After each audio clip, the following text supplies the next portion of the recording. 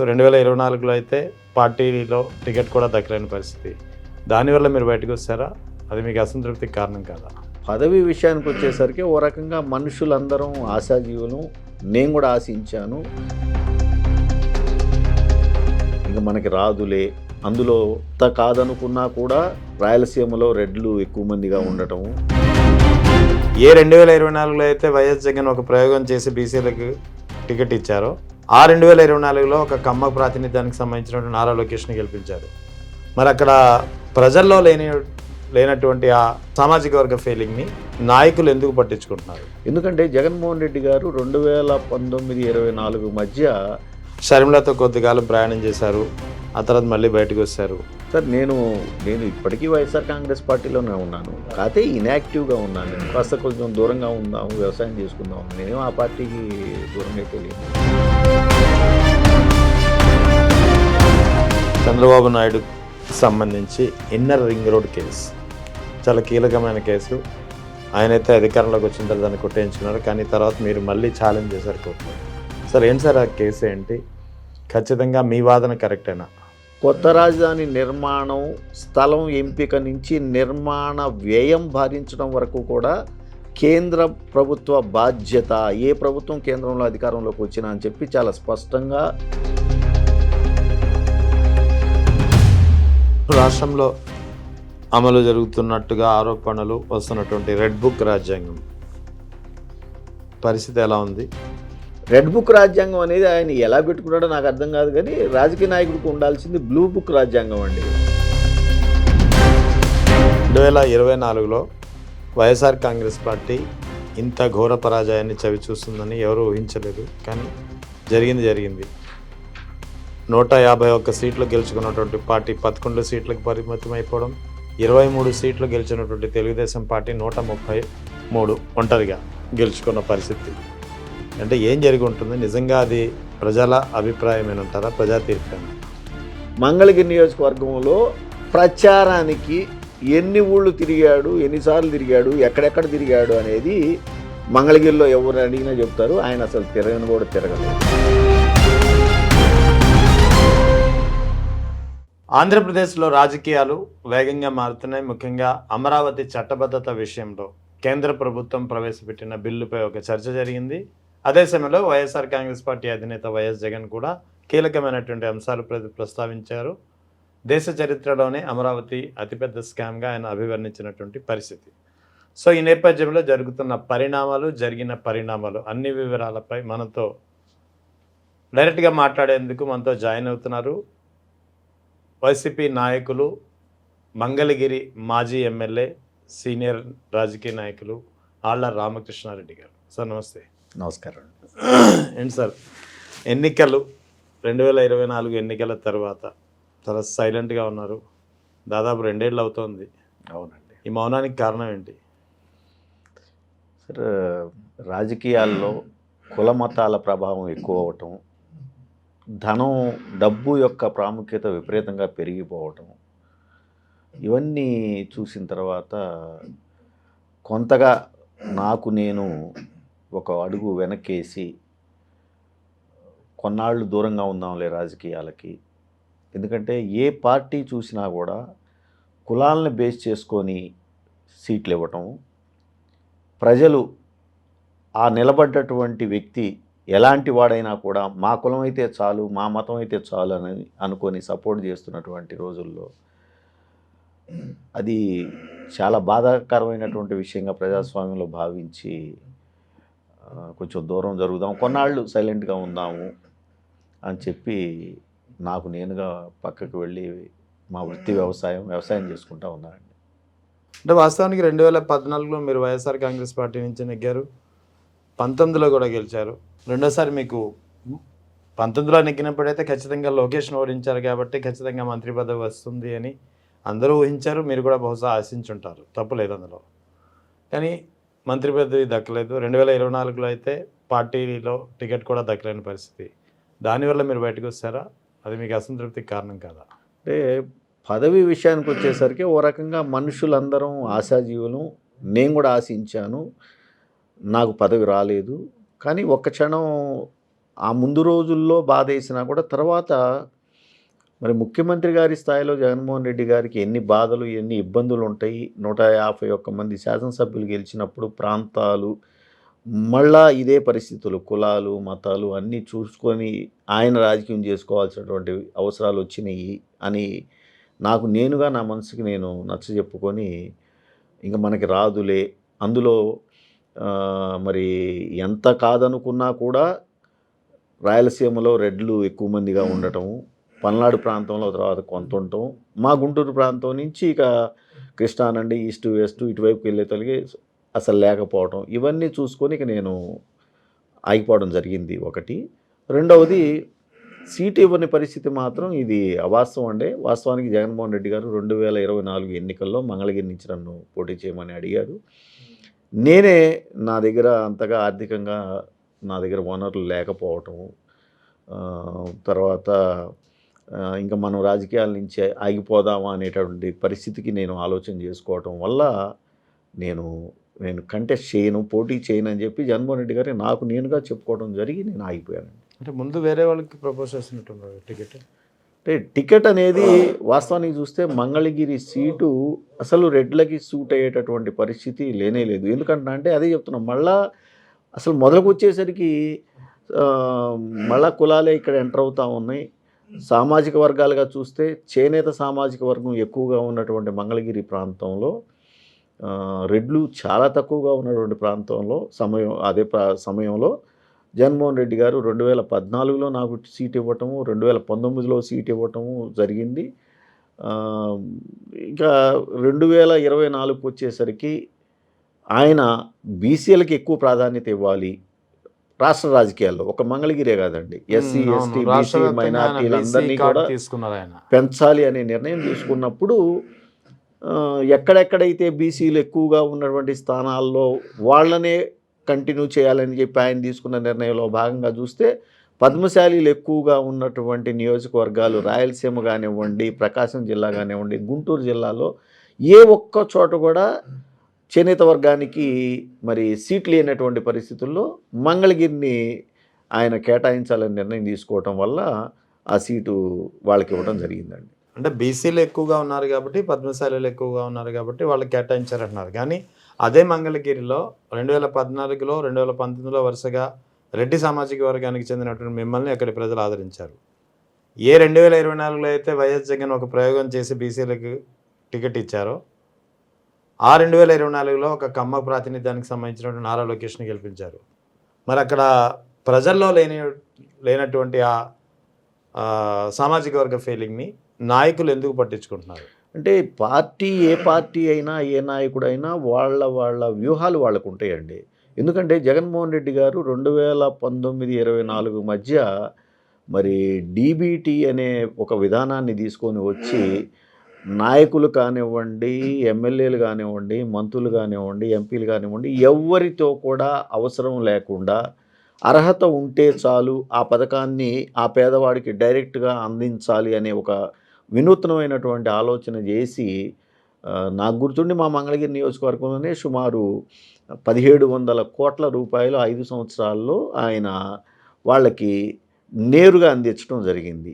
అలా ఆయన ఈ సంక్షేమ పథకాలు మొత్తాన్ని కూడా అందించినప్పుడు నేరుగా ఎటువంటి మధ్యలో ఎవరూ లేకుండా, సో ఆయన తీసుకున్నటువంటి నిర్ణయం వర్కౌట్ అవుతుందని చెప్పి బహుశా భావించే ఒక మంగళగిరే కాదు అనేక చోట్ల ఆయన తీసుకున్నటువంటి నిర్ణయాలు, ఆయన సంక్షేమాన్ని ఆయన చేసినటువంటి అభివృద్ధిని చూసే ప్రజలు ఆదరిస్తారని భావించి ఉంటారు. అందుకని ఇలాంటి నిర్ణయాలు తీసుకున్నారని నేను వ్యక్తిగతంగా భావిస్తూ ఉన్నాను. అంటే ఒకటిసారి ఇక్కడ మీరు చెప్పారు కదా, కొద్ది కాలం బ్రేక్ తీసుకోవాలి, కులాల ప్రాబల్యం ఎక్కువగా ఉంది, రకరకాల కారణాలతో కొద్ది కాలం కామ్గా ఉంది అనుకుంటున్నారు. కానీ వైఎస్ఆర్ కాంగ్రెస్ పార్టీ ఆవిర్భావం నుంచి, వైఎస్ జగన్ ఓదార్పు యాత్ర నుంచి, అంటే ఆవిర్భావం కన్నా ముందు నుంచే మీరు ఆయన వెంట నిలిచారు, ఆయన వెంట తిరిగారు. నేను కూడా చూశాను, ఓదార్పు యాత్ర కావచ్చు, పాదయాత్ర కావచ్చు, you are all together with Jagan and you walked along with him. So అటువంటిది ఇంత సడన్గా మీరు నిర్ణయం తీసుకుంటారని బహుశా మాలాంటి వాళ్ళం కాదు, ఏ కార్యకర్త కూడా ఊహించుంటారు. వైఎస్ఆర్ కాంగ్రెస్ పార్టీకి ఆళ్ల రామకృష్ణారెడ్డి దూరంగా జరుగుతారు అనేది బహుశా ఇది ఊహించని పరిణామం, ఎవరు ఊహించని, జరగకూడదని అనుకున్నది జరిగింది. ఎలా భావిస్తారు? అంటే సార్ ఇప్పుడు రాష్ట్ర రాజకీయాల్లో కాదు, దేశ రాజకీయాల్లోనే నాయకుడంటే ఇలా ఉండాలి. నాయకుడికి నాయకుడిని నమ్మి మేము ఓటేస్తే మాకు ఇంతగా మాకు అభివృద్ధి, సంక్షేమాన్ని చేయగలుగుతాడని చేసి చూపించినటువంటి మహానుభావుడు రాజశేఖర రెడ్డి గారు. ఆయన మరణానంతరం జగన్మోహన్ రెడ్డి గారి వెంట నడిచి, జగన్మోహన్ రెడ్డి గారు ముఖ్యమంత్రి అయితేనే తిరిగి అలాంటి పరిస్థితులు వస్తాయి, పేదవాడు గొప్పవాడు కాగలుగుతాడు అని ఆలోచించే నేను 2009 పార్టీకి ముందు నుంచి కూడా జగన్మోహన్ రెడ్డి గారి వెంట నేను నడవటం జరిగింది. నా 10 ఏళ్ల రాజకీయ ప్రస్థానంలో కూడా ఒక శాసనసభ్యుడిగా జగన్మోహన్ రెడ్డి గారు ఇచ్చినటువంటి అదృష్ట అవకాశంతోటి నేను పనిచేయటం జరిగింది.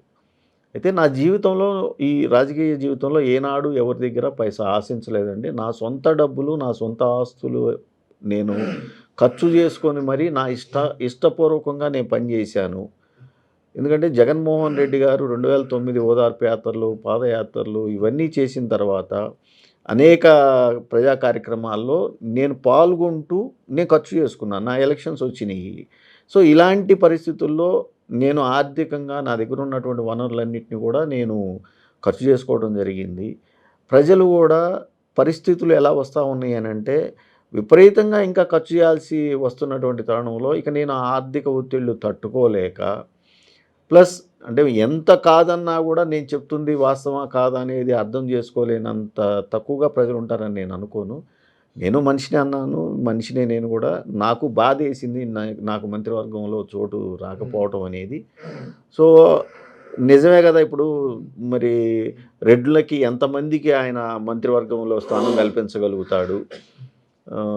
సో మనం రాజకీయాల్లో కంటిన్యూ చేయలేమేమో, అప్పులు చేసి మరి ఆస్తులు అమ్ముకున్నాను, ఇంకా అప్పులు చేసి కంటిన్యూ చేస్తే ఇక నేను వ్యక్తిగా దిగజారిపోతాననే ఉద్దేశంతో నేను ఆగిపోవడం జరిగిందండి.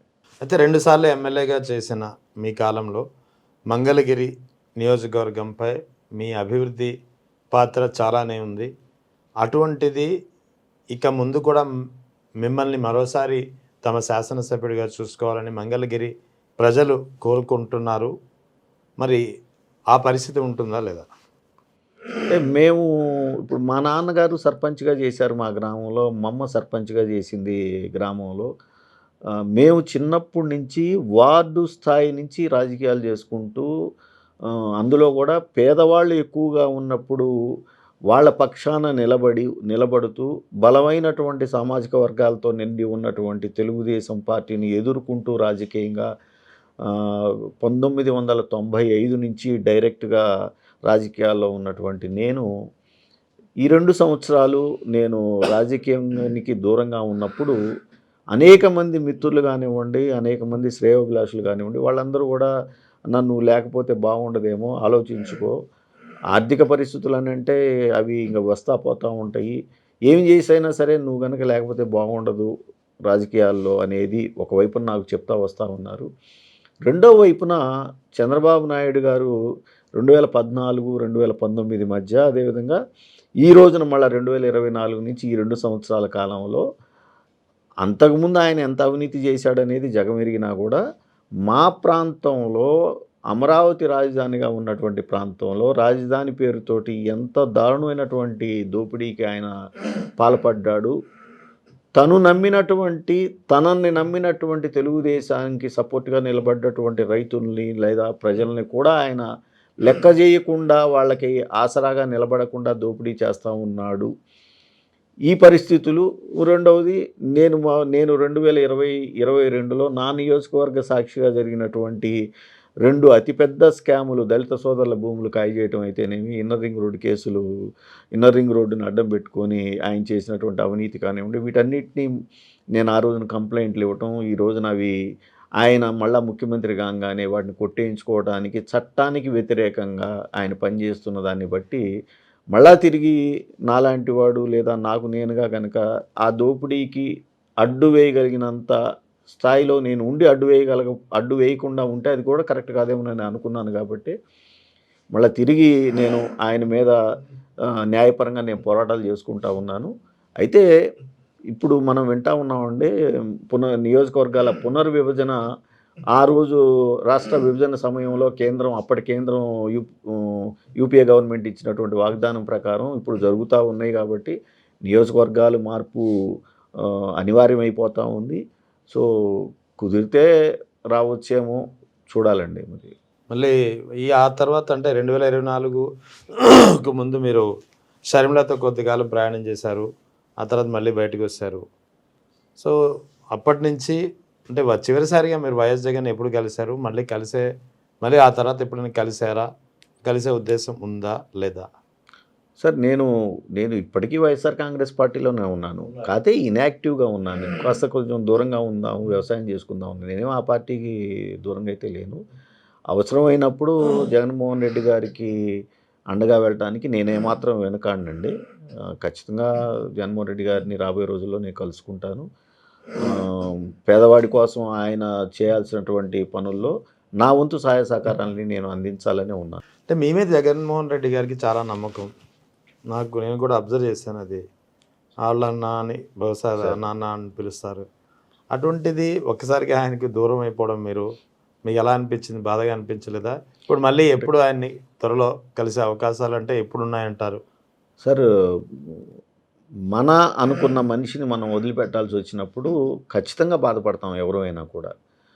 దానికి అనేక కారణాలు జరిగినాయి. ఆ రోజుల ముఖ్యమంత్రిగా ఆయన అనేక పనుల్లో బిజీగా ఉన్నప్పుడు ఆయన ఆయన ఆయన నుంచి అభివృద్ధి పనులు నేను సాధించుకోలేకపోవడం కానివ్వండి, నాకు నేనుగానే మరి జగన్మోహన్ రెడ్డి గారు సంక్షేమ పథకానికి మంగళగిరి నియోజకవర్గానికి సుమారు 1700 కోట్లు ఇచ్చినా కూడా అభివృద్ధి చేయటంలో నాకు ప్రభుత్వం నుంచి ఆ రోజుల్లో సహాయం రాకపోవటము, నేను మా తాడేపల్లి మంగళగిరి మున్సిపల్ కార్పొరేషన్ నిధుల్ని వాడుకుంటూ చేసినటువంటి అభివృద్ధి కార్యక్రమాల్లో సరిగా బిల్లులు చెల్లించకపోవటం ప్రభుత్వం, అప్పుడున్నటువంటి అధికారులు, వీటన్నిటికీ బాధపడిపోయి, ఎందుకంటే ఎవరినైనా నేను కోరుకునేది ఒకటే, ఒక మాట అడగబోయే ముందు కానివ్వండి ఎవరైనా మంగళగిరి నియోజకవర్గంలో 2019, 2024 మధ్య ఎంత అభివృద్ధి ఒక శాసనసభ్యుడిగా నేను చేశాను అనేది ఎవరిని అడిగినా కూడా చెప్తారండి. సో అంత అభివృద్ధి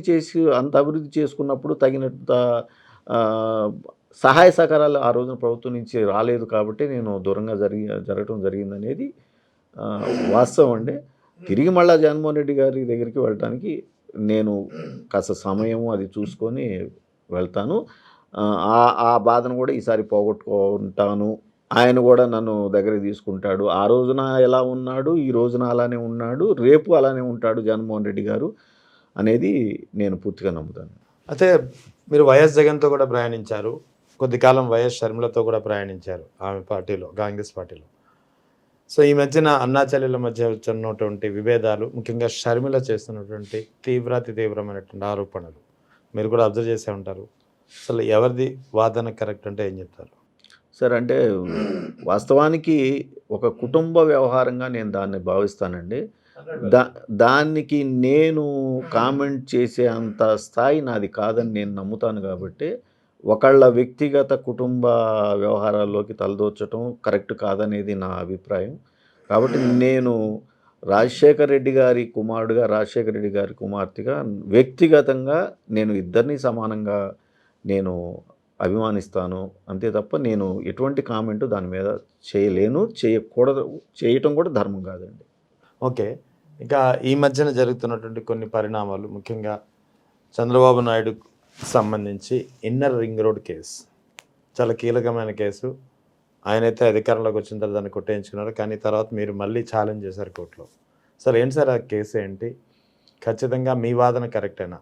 సార్, 2014 జూన్, జూలై సమయంలో జరిగినటువంటి ఎన్నికల్లో చంద్రబాబు నాయుడు గారు పార్టీ అధికారంలోకి రావటం, రాష్ట్ర విభజన జరిగిన తర్వాత మరి కేంద్రం ఇచ్చినటువంటి దాని మాట ప్రకారం ఆ రోజున కేంద్రం విభజన చట్టంలో చాలా స్పష్టంగా చెప్పిందంటే, ఈ హైదరాబాదు అనేది 10 సంవత్సరాలు ఉమ్మడి రాజధాని, కొత్త రాజధాని నిర్మాణం, స్థలం ఎంపిక నుంచి నిర్మాణ వ్యయం భరించడం వరకు కూడా కేంద్ర ప్రభుత్వ బాధ్యత, ఏ ప్రభుత్వం కేంద్రంలో అధికారంలోకి వచ్చినా అని చెప్పి చాలా స్పష్టంగా చట్టంలో రాసి ఉన్నప్పటికీ కూడా చంద్రబాబు నాయుడు గారు ఆ రోజున మరి నేనే ఆ నిర్మాణ బాధ్యతను తీసుకుంటాను, నేనే ఆ స్థలం ఎంపికను తీసుకుంటానని కేంద్ర చట్టానికి వ్యతిరేకంగా ఆయన కొన్ని రోజులు నూజివీడని, కొన్ని రోజులు మరి విజయవాడని, గుంటూరని ఇట్లా రకరకాలుగా చెప్పి అక్కడ ఉన్నటువంటి రియల్ ఎస్టేట్ చిన్న చిన్న వ్యాపారస్తులు కానివ్వండి, ప్రజల్లో కానివ్వండి, ఒక రకమైనటువంటి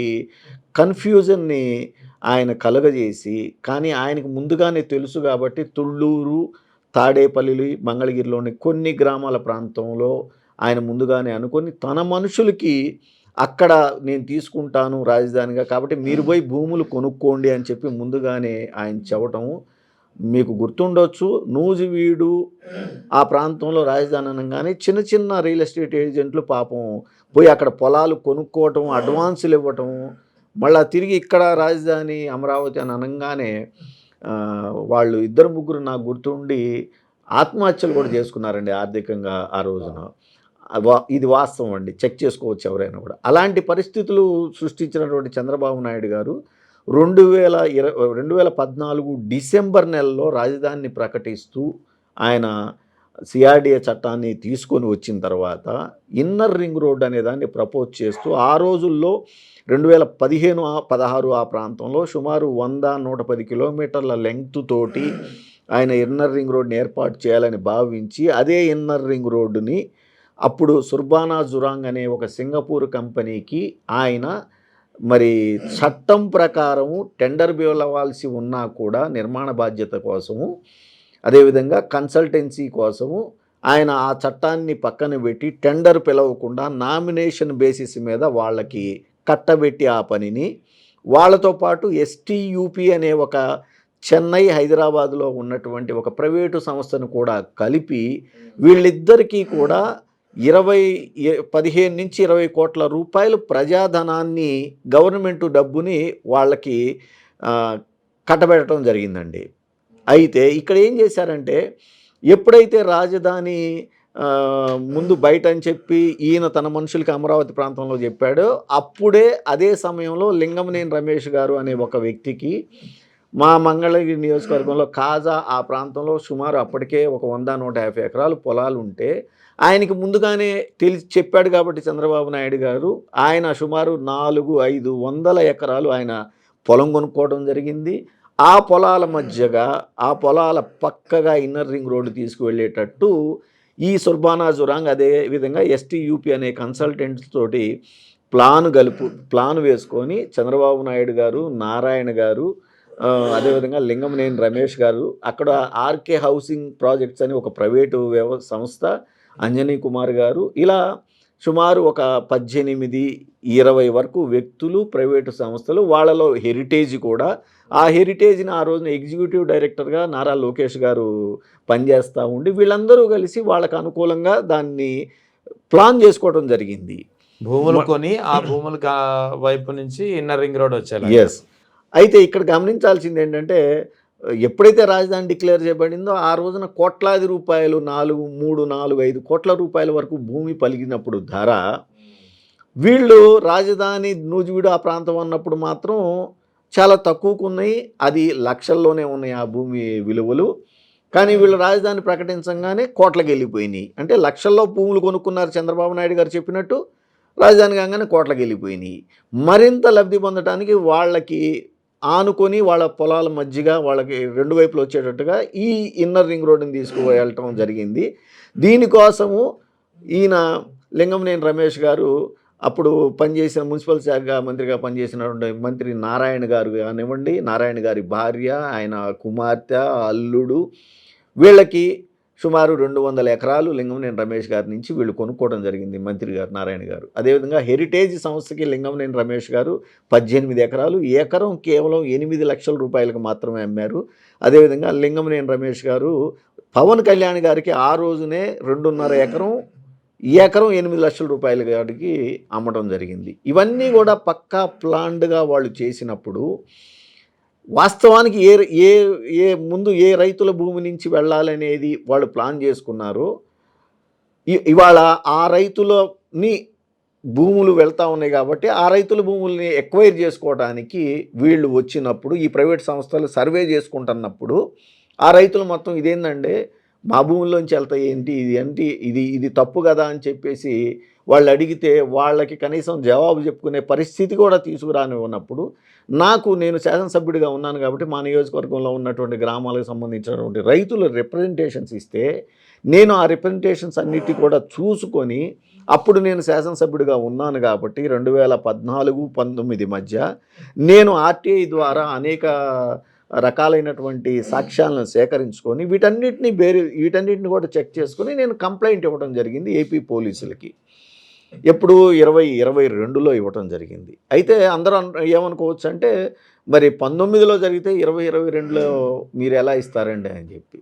సార్ అసలు ఒక క్రైమ్ జరిగినప్పుడు ఆ క్రైమ్ అనే దానికి టైం బౌండ్ ఉండదు అనేది అందరం తెలుసుకోవాలి. ఒకటి. రెండోది అసలు అంతకన్నా ముందు 2014-2019 మధ్య సామాన్య రైతు లేడు, సామాన్యుడు లేడు, ఎమ్మెల్యే లేడు, ఎంపీ లేడు, ఎవరూ లేరు. చంద్రబాబు నాయుడు గారు తన అధికారుల మీద అంతగా ఒత్తిళ్లు తీసుకొచ్చి ప్రశ్నించిన ప్రతి ఒక్కళ్ళ మీద కేసులు పెట్టి గొంతు విప్పిన వాళ్ళ గొంతులు నొక్కేసినటువంటి పరిస్థితులు ఉన్నప్పుడు మేము ఎవరూ ఏమీ చేయలేక ప్లస్ అన్ని సాక్ష్యాధారాలు మేము సేకరించుకోవాలంటే ఆర్టీఐ కింద పెట్టినప్పుడు ఆర్టీఐ కింద పెడితే కనీసం సరైన సమయంలో ఐపీఓ ఇవ్వాల్సిన ఉన్న పరిస్థితులు ఉన్నా కూడా ఇవ్వకుండా ఉండటం, తిరిగి అప్పిలేటుకి వెళ్ళటం, ఆ అప్పిలేటు ఆయనగా మళ్ళీ డిలే చేస్తే తిరిగి ఆపై అధికారి దగ్గరికి వెళ్ళటం, అంతలో మళ్ళీ ప్రభుత్వం మారటం, కరోనా రావటం, ఇవన్నీ డిలే వల్ల 2022 ఆ ప్రాంతంలో నేను ఇచ్చినటువంటి కంప్లైంట్ని బేస్ చేసుకొని అప్పుడున్నటువంటి ఏపీసీఐడి పోలీసులు వాళ్ళు కేసు రిజిస్టర్ చేశారు. కేసు రిజిస్టర్ చేసిన తర్వాత పోలీసుల ఎంక్వైరీలో నారా లోకేష్ గారికి, అదేవిధంగా సిఆర్డీ అధికారులకి, నారా లోకేష్ గారికి, ఎంఏయుడి అధికారులకి సుమారు 150 నుంచి 200 వాట్సాప్ మెసేజ్లు కానివ్వండి, ఈమెయిల్స్ కానివ్వండి, సంభాషణలు మొత్తం జరిగినాయి ఈ భూములకు సంబంధించి. అదేవిధంగా ఏ వ్యక్తి నుంచి నారాయణ గారి నుంచి లింగంనేని రమేష్ గారికి ఏ విధంగా డబ్బులు ట్రాన్సాక్షన్ జరిగింది, అదేవిధంగా లింగంనేని రమేష్ గారి నుంచి చంద్రబాబు నాయుడు గారి మధ్య జరిగినటువంటి సంభాషణలు ఏంటి, అదేవిధంగా ఆ రోజున సిఆర్డీ అధికారుల మీద నారాయణ గారు ఎలాంటి ఒత్తిళ్లు తీసుకొచ్చారు, ఇవన్నీ కూడా సుమారు 150-200 మందిని అప్పుడున్నటువంటి ఏపీసీఐడి విచారణ చేసి 161 స్టేట్మెంట్లని సేకరించడం జరిగింది. అదేవిధంగా ఎవిడెన్సులు మొత్తం సుమారు 15,000కు పైగా ఎవిడెన్సులు సంపాదించినటువంటి ఏపీసీఐడి ఛార్జ్ షీట్ వేసింది 2024లో.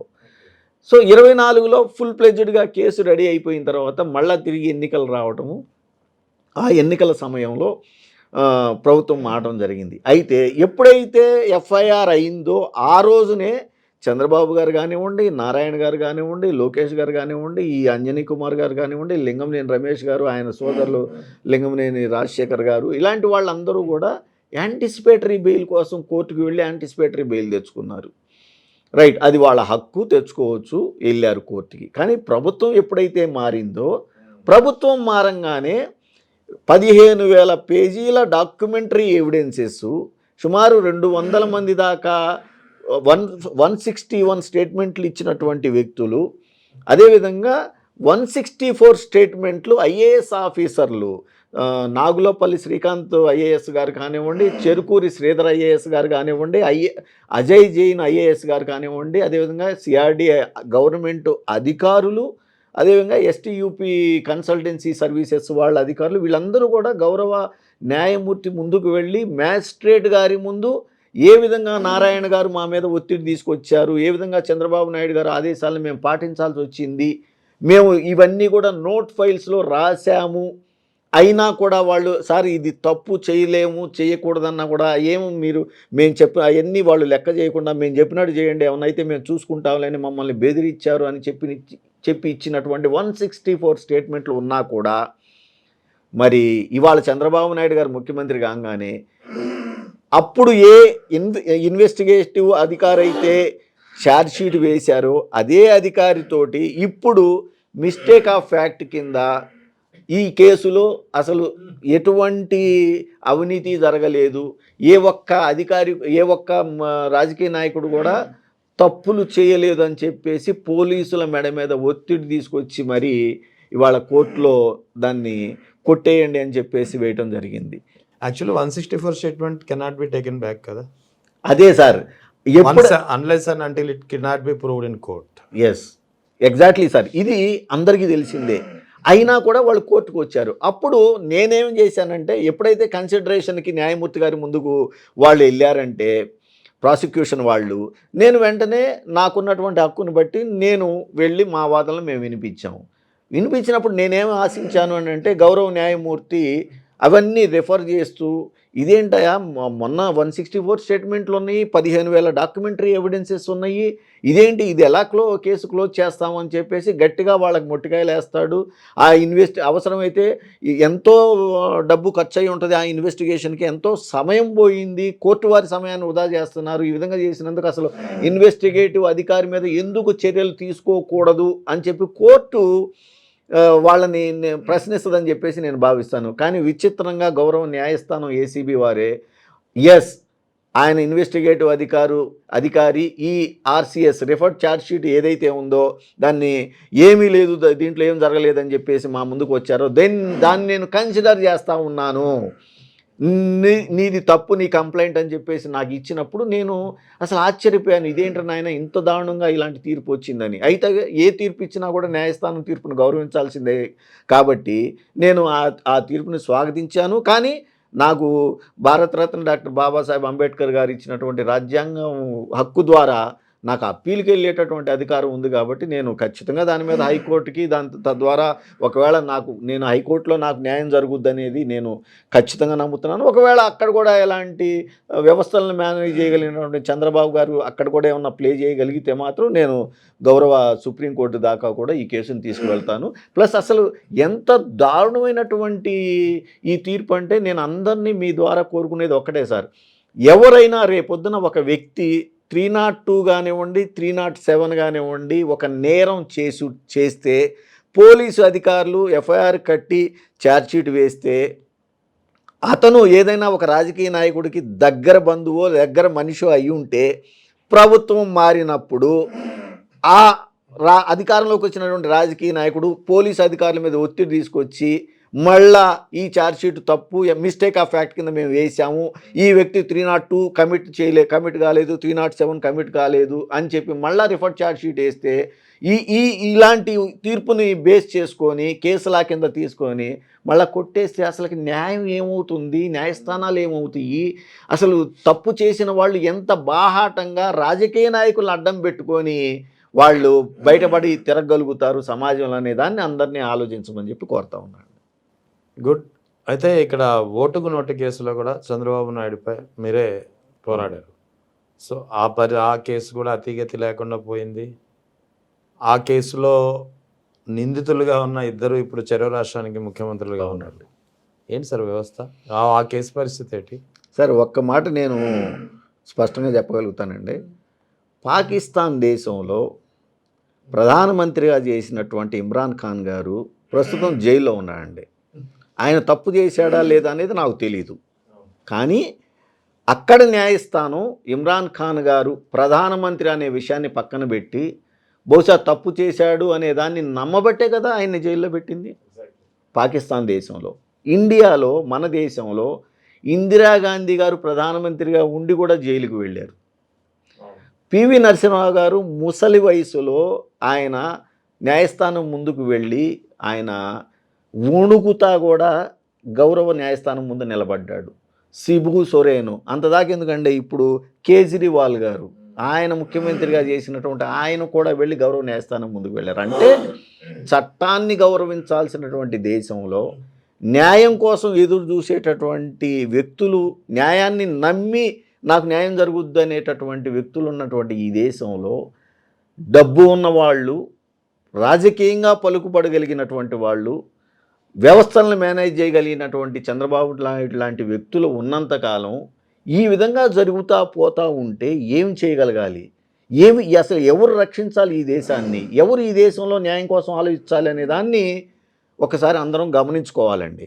ఎందుకు ఈ మాట అంటున్నానంటే, మన వాళ్ళు దే బ్రీఫ్డ్ మీ అనే మాట చంద్రబాబు నాయుడు గారు ఆ రోజున స్టీఫెన్సన్తో అంటము, డబ్బు 50 లక్షల రూపాయల డబ్బు కట్లతోటి రేవంత్ రెడ్డి గారు పట్టుబడటము, అదే మనవాళ్ళు దే బ్రీఫ్డ్ మీ అనే వాయిస్ని నేను ప్రైవేటు ఫోరెన్సిక్ ల్యాబ్ ద్వారా ఈ వాయిస్ చంద్రబాబు నాయుడు గారిదే. చంద్రబాబు నాయుడు గారు ఏ ఫోన్ నుంచి అయితే ఆ రోజున మత్తయ్య గారితో ఇక్కడ మాట్లాడి ఇచ్చాడో స్టీఫెన్సన్ తోటి, ఆ ఫోన్ లొకేషను, ఇక్కడ ఫోన్ లొకేషన్ ఇవన్నీ మ్యాచ్ చేసి కోర్టులో ప్రవేశపెట్టినా కూడా సంవత్సరాలు సాగదీస్తూ ఇవాల్టికి కూడా ఆ కేసుని అటకలెక్కించినటువంటి పరిస్థితులు ఇవాళ న్యాయ వ్యవస్థలో ఉండటం అనేది చాలా బాధాకరమైనటువంటి విషయము. నాకు తెలిసి చంద్రబాబు నాయుడు గారు వ్యవస్థలను ఈ రకంగా మేనేజ్ చేయటం అనేది చాలా అన్యాయం. ఇలాంటి మనిషి రాజకీయాల్లో ఉండటం కూడా కరెక్ట్ కాదు. ఏమంటే ఒక్కటి ఆలోచించండి సార్, మనందరికీ తెలుసు మనకి జన్మనిచ్చేది తల్లిదండ్రులైనా మనం దేవుణ్ణి నమ్మే మనుషులం కాబట్టి మనం ఏమనుకుంటామంటే దేవుడు మాకు జన్మనిచ్చాడు అని చెప్పి అనుకుంటాం. అదేవిధంగా దేవుడే మన జన్మను కూడా తీసుకెళ్ళిపోతాడు, మరణాన్ని కూడా ఇస్తాడు. కానీ ప్రజాస్వామ్యంలో మరణాన్ని దేవుడు, జన్మనిచ్చే దేవుడు, జన్మను తీసుకెళ్లే దేవుడు, జన్మను తీసుకెళ్లేదాన్ని ఆయన దగ్గర ఉంచుకున్నా జన్మనిచ్చేది ఎవరికి ఇవ్వలేదు. జన్మని తీసుకెళ్లేది మాత్రం ప్రజాస్వామ్యంలో ఒక జడ్జి గారి చేతిలో పెట్టాడండి. ఎప్పుడు ఎవరన్నా వ్యక్తి తప్పు చేస్తే ఆ నేరం నిరూపించబడితే మరణశిక్ష వేస్తున్నారండి ప్రజాస్వామ్యంలో. అంటే మరణశిక్ష వేసే అధికారాన్ని ఒక న్యాయమూర్తి గారికి ప్రజాస్వామ్యంలో కట్టబెట్టినప్పుడు ఆ న్యాయమూర్తులు దేవుళ్ళతోనే సమానం కదా. అలాంటి దేవుణ్ణి కూడా, న్యాయమూర్తిగా నిలబడ్డటువంటి దేవుణ్ణి కూడా ఇవాళ ఇలాంటి తీర్పులు ఈ విధంగా వస్తూ ఉన్నాయి అని అంటే వ్యవస్థలో ఏం జరుగుతూ ఉంది ఒక్కటి గమనించండి సార్. అందరికీ తెలిసింది అదే, మాట్లాడటానికి భయపడేటటువంటి రోజుల్ని తీసుకొస్తూ ఉంది ఇవాళ చట్టం కానివ్వండి, లేదా పరిస్థితులు కానీ తీసుకొస్తూ ఉంటే ఎన్టీ రామారావు గారి పార్టీని లాక్కోవటానికి, ఎన్టీ రామారావు గారి బ్యాంకు అకౌంట్లని లాక్కోవటానికి జయప్రదంగా ఆ రోజున ఉన్నటువంటి వ్యవస్థలను మేనేజ్ చేసినటువంటి చంద్రబాబు నాయుడు గారు ఇవాళ నా కేసులు, ఇందాక మీరు ఇన్నర్ రింగ్ రోడ్డుతో పాటు సార్ నేను గౌరవ హైకోర్టుని మొన్ననే ఇంకొక 3 కేసుల్లో నేను ఆశ్రయించడం జరిగింది. ఆ 3 కేసులు కూడా ఒకటి నాది ఏదైతే ఇన్నర్ రింగ్ రోడ్డు కేసు ఉందో అది సిఐడి ఏపీ వాళ్ళు సరిగా చేయట్లేదు పోలీసులు, కాబట్టి సిబిఐకి దీన్ని ట్రాన్స్ఫర్ చేయండి అని చెప్పి నేను వేశాను. అదేవిధంగా ఈ కేసుని ఏసీబీ న్యాయస్థానం కాదండి విచారించాల్సింది. ఈ కేసు క్రైమ్ జరిగినప్పుడు నారా చంద్రబాబు నాయుడు గారు ఎమ్మెల్యేగా ఉన్నారు కాబట్టి ఇది ఎంపీ ఎమ్మెల్యే కోర్టుకు బదలాయించాలని, అదేవిధంగా పోలీసు అధికారులు బాస్గా, అంటే ఇక్కడ అందరూ తెలుసుకోవాల్సింది ఏంటంటే ఇవాళ ఆంధ్రప్రదేశ్కు సంబంధించి హోంమంత్రి గారు సోదరి అనిత గారు ఉన్నారు. కానీ దాంట్లో ఆమె పోలీసు వెల్ఫేర్ని చూస్తుంది. అదేవిధంగా పోలీసులు ఎస్పీ కన్నా కింద అడిషనల్ ఎస్పీ గారి దగ్గర నుంచి హోంగార్డ్ వరకు ఉన్నటువంటి వాళ్ళ సంక్షేమాన్ని, వాళ్ళ యొక్క డైలీ వారి వీటినన్నిటిని కూడా ఆమె చూస్తుంది. ప్లస్ జైళ్ల శాఖ, ప్లస్ అదేవిధంగా డిజాస్టర్ మేనేజ్మెంట్ శాఖ, ఇవే ఆమె చూసేది. కానీ ఐపీఎస్ స్థాయి నుంచి డీజీపీ స్థాయి వరకు ఉన్నటువంటి పోలీసు అధికారుల యొక్క పనితీరు కానివ్వండి, వాళ్ళ ప్రమోషన్లు కానివ్వండి, వాళ్ళు రోజు ఏమి చేయాలి, ఎలా చేయాలి అనే మొత్తం కూడా 726 జీవో ఆర్టీ నెంబర్ 726ని అడ్డం పెట్టుకొని చంద్రబాబు నాయుడు గారు ఇవాళ లా అండ్ ఆర్డర్కి కూడా మంత్రిగా ఆయన పనిచేస్తూ ఉన్నారండి. అలాంటి వ్యక్తి నా కేసులో యాంటిసిపేటరీ బెయిల్ మీద ఉన్నాడు. ఈయన యాంటిసిపేటరీ బెయిల్లో ఒక క్రైమ్ చేసినటువంటి వ్యక్తి ఉన్నప్పుడు ఛార్జ్షీట్ కూడా వేసినప్పుడు ఆయన కింద పోలీసు అధికారులు ఎలా న్యాయంగా పనిచేస్తారు కాబట్టి ఆయన యాంటిసిపేటరీ బెయిల్ని రద్దు చేయమని కూడా నేను వేయడం జరిగింది. విచిత్రంగా ఈ 3 కేసులను కూడా చంద్రబాబు నాయుడు గారు గంటకి కోట్లాది రూపాయలు తీసుకునేటటువంటి ఢిల్లీ నుంచి తీసుకొచ్చినటువంటి న్యాయవాదుల్లో ఆంధ్రప్రదేశ్లో అసలుకి ఏ న్యాయవాది లేడు అన్నట్లుగా ఆయన తీసుకొని వచ్చి వాళ్ళు అడిగినటువంటి వాళ్ళ ఆర్గ్యుమెంట్లో సిల్లీ క్వశ్చన్ ఏంటంటే మెయింటైనబిలిటీ, అర్హత లేదు ఆర్కేకి ఈ కేసులు అడగటానికి అని.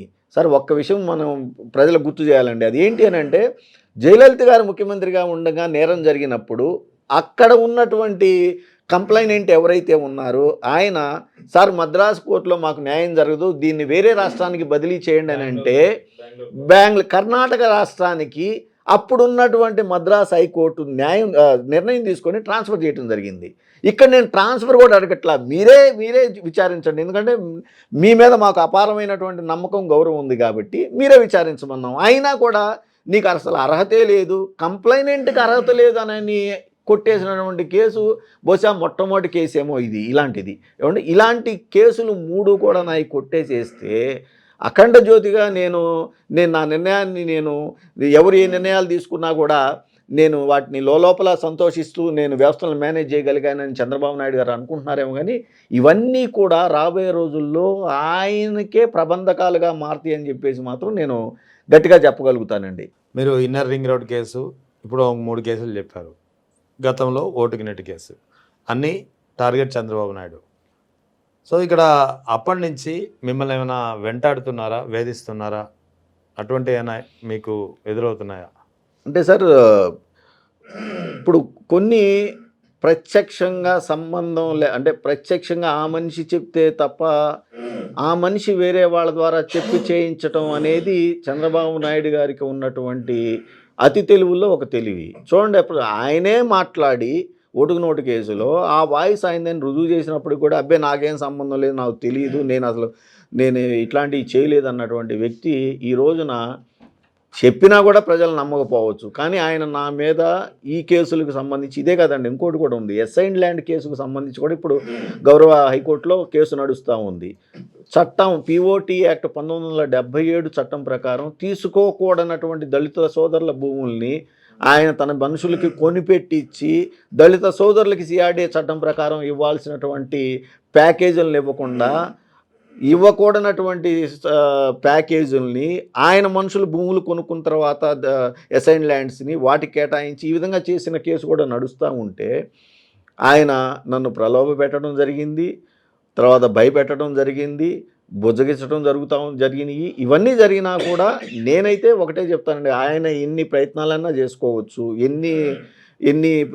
ఎన్ని అడ్డదారులైనా తొక్కవచ్చు, కానీ నేను చేసినటువంటి కంప్లైంట్లు నా దగ్గరికి మా నియోజకవర్గంలో సార్ మాకు అన్యాయం జరిగింది అని చెప్పి నా దగ్గరికి రిప్రజెంటేషన్స్ తీసుకొచ్చినటువంటి ప్రజలు అవి వాస్తవా కాదా అని చెప్పేసి నేను తెలుసుకొని వాస్తవం అన్నప్పుడు నేను పోలీస్ స్టేషన్లకు వెళ్ళినప్పుడు ఇవన్నీ న్యాయంగా ఉన్నప్పుడు నేను అలాంటి ప్రలోభాలకి లొంగటము, లేదంటే వాళ్ళు భయపడటం ఇలాంటివన్నీ కూడా మేము చేయమండి. చంద్రబాబు నాయుడు గారు ఏ స్థాయికైనా తన అవినీతి బయటపడుతుంది అని కనుక తెలుసుకోగలిగితే దాన్ని బయటికి రానివ్వకుండా చూడడానికి ఏ స్థాయికైనా దిగజారుతాడు అనేది నేను ఖచ్చితంగా చెప్పగలుగుతాను. రాష్ట్రంలో అమలు జరుగుతున్నట్టుగా ఆరోపణలు వస్తున్నటువంటి రెడ్ బుక్ రాజ్యాంగం పరిస్థితి ఎలా ఉంది సార్? ఇవాళ వాస్తవానికి ఆంధ్రప్రదేశ్లో